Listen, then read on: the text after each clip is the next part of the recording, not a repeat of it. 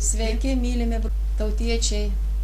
Noriu su jumis pasidalinti apie tai, kas laukia šio žemės, kas laukia šio pasaulio. Taigi, sako broliai, žiūrėkite, kad kas jūsų nepavergtų filosofija ar tuščia apgaulė, kuri remiasi žmonių tradicija ir pasaulio pradmenimis, o ne Kristumi. Ir iš Mato 24 skyriaus sako, jeigu tos dienos nebūtų sutrumpintos, neįsigelbės nei vienas kūnas, bet dėl išrinktųjų tos dienos bus sutrumpintos. Ką tai sako?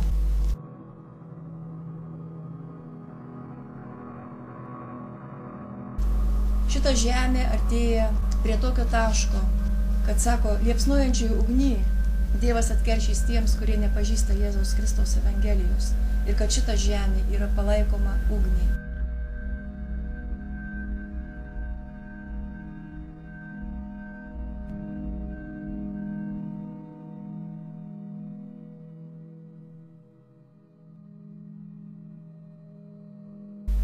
Nei laiko, nei valandos niekas nežino, vienas tik tai Dievas, kuris viską sukūrė ir viską atidavė mums. Jeigu mes tikim Jėzaus auka, jeigu mes tikim Jėzaus kryžiumi, mes esam išpirkti. Ir vėlgi išpirkimas ir išrinkimas nepriklauso nuo mūsų norų, ką Dievas išsirenka, ką Jisai pašaukė. Ir koks tai bus ženklas iš Mato Evangelijos. Pasimokykite iš palyginimų su figmedžiu, kai jo šaka suminkštėja ir sprogsta lapai, jūs žinote, jog artėja vasara. Taip pat visą tai išvydę žinokite, jog tai arti prie durų. Taip mes matom, kad šita žemė yra iškrypusi.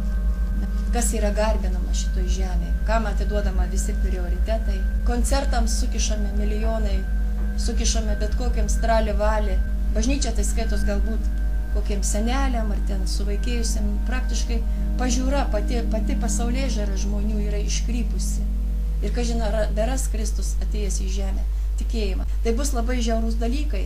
Kris iš dangaus žvaigždės, kris tokia žvaigždė, vadinama metelė, kuri pramuš pragaro dangtį ir iš ten išsiverš baisus dūmai.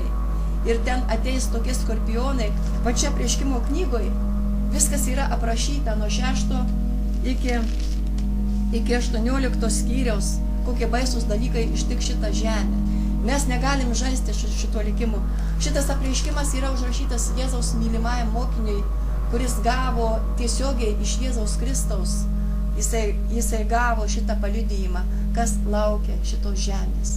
Mes nežinom nei laiko, nei valandos. Mes turim gelbėti šitos iškrypusios kartos, iš šito sugedusio pasaulio, kuris mums nieko negali duoti. Būkite palaiminti. Pabaigai norėčiau su jumis kartu pasimelsti atgailos malda. Jėzau, aš tikiu, jog tu mirėjai dėl mano nuodėmių bei klaidų ir prisikėlei, kad aš galėčiau gauti atleidimą ir amžiną gyvenimą. Aš prašau tavęs įeiti į mano gyvenimą ir pripažįstu tave savo viešpačiu ir gelbėtoju. Dėkuoju tau už tai, kad tu atleidi visas mano nuodėmes. Dėkuoju tau, kad tu priėmei mane ir suteikei teisę būti Dievo vaiku, nes aš tikiu tavimi. Dėkuoju tau už tai, kad visi Dievo žodžių pažadai realiai priklauso man. Jėzaus Kristaus vardu. Amen. Bet kai žmogus miršta, tada jam ir būna pasaulio pabaiga. Dabar biškį paskaitysim. Kas gi bus iš tikrųjų? Tiems, kurie sulauks tos pabaigos. Girdėsite apie karus ir karų gandus. Žiūrėkite, kad neišsigąstumėte, nes reikia, kad visa tai vyktų. Bet tai dar ne galas. Tauta sukils prieš tautą ir karalystė prieš karalystę. Vietomis bus badmečių ir žemės drebėjimų. Tačiau visa tai tik kentėjimų pradžia. Paskui jūs atiduos kankinti ir žudyti. Jūs būsite dėl manęs visų tautų nekenčiami. Kadangi įsigalės neteisybė, daugelio meilė atšals. O kas ištvers iki galo bus išgelbėtas ir bus paskelbta ši karalystės evangelija visame pasaulyje. Liudyti visoms tautoms ir tada ateis galas. Tuomet bus didelis suspaudimas, kokio nėra buvę nuo pasaulio pradžios iki dabar ir kokio daugiau nebebus. Ir jeigu tos dienos nebūtų sutrumpintos, neišsigelbėtų ne vienas žmogus. Bet dėl išrinktųjų tos dienos bus sutrumpintos. Štai jūs apie tai iš anksto įspėjau. Netrukus po tų nelaimių dienų Saulė užtems, mėnulis nebeduos šviesos, žvaigždės kris iš dangaus ir dangaus galybės bus sukrėstos. Jis pasiųs savo angelus, kurie skardžiais trimitų garsais surinks jo išrinktuosius iš visų 4 šalių, nuo vieno dangaus pakraščio iki kito. Pasimokykite iš palyginimo su figmedžiu, kai jo šaka suminkštėja ir sprogsta lapai, jūs žinote, jog artinasi vasara.